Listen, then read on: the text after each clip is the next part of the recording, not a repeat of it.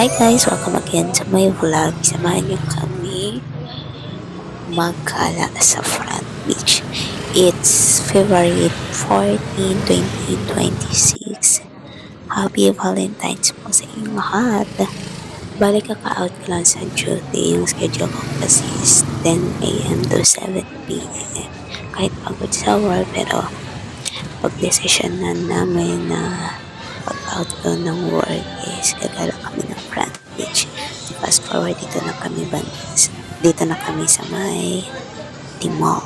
Bali dito yung unloading ng pasahero dito sa may Lake Town banda. From Cagman Port to Timol is 25 pesos yung pinayad. And marami na nga nagbebenta ng mga flowers. And marami na rin nakasalubong na mga couple na may kanya-kanyang bouquet ng flowers. By the way, dito kami palagi kumakain.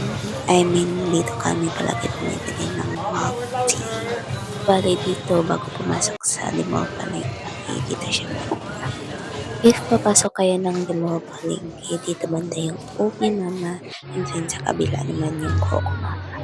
Pagkatapos namin bumili ng milk tea, is nagkakad-lakad muna kami and naghanap ng gustuhan. Tamang upo lang dito sa may Front Beach, dito banda sa may Dimao.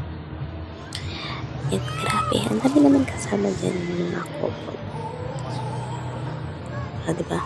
Tignan nyo. Dami ding tao nakapila na nagpapapicture dun sa may sandcastle. Nagulat pa ako dyan guys kasi nga biglang pinag-iilaw. Akala ko sino, akala ko hulin kami kasi umiinom ng milk tea. Bali, namumulit ng basura yung mga LGU.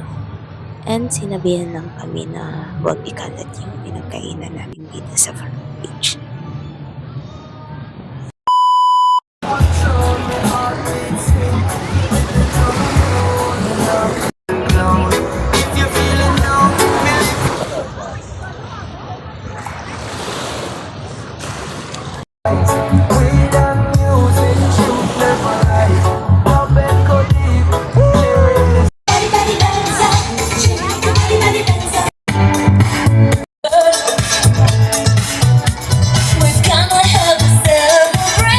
Sarap talaga tumambay dito sa may Front Beach kasi nga malapit lang dito yung maraming may pa-acoustic band dito sa tabing dagat.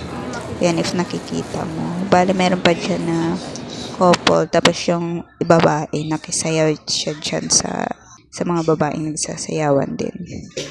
Paggabi talaga, masarap talagang magala dito sa Front Beach kasi nga ang daming party. Parang buhay na buhay talaga yung Boracay.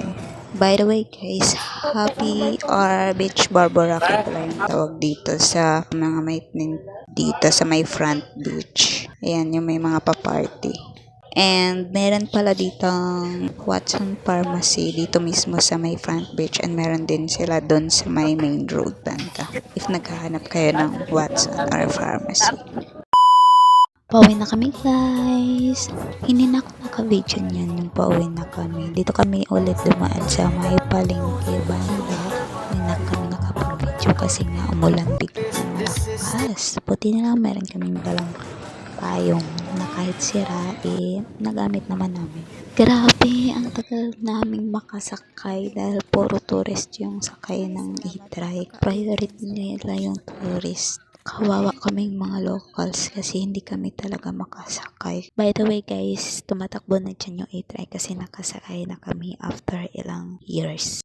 Sa wakas ay nakarating na nga kami, pero maglalakad pa kami niyan palooban, papasok sa boarding house namin. Ang tingnan nyo naman kung gaano nakalate. Alas 11 na ata kami niyan bago kami nakauwi. Grabe, ilang minutes kami naghintay doon ng sasakyan. Meron namang sasakyan na habal-habal, kaya lang overpriced yung singil nila, 50 isang tao. Buti at nakauwi na rin sa wakas. Good night! Good night everyone! Happy Valentine's Day!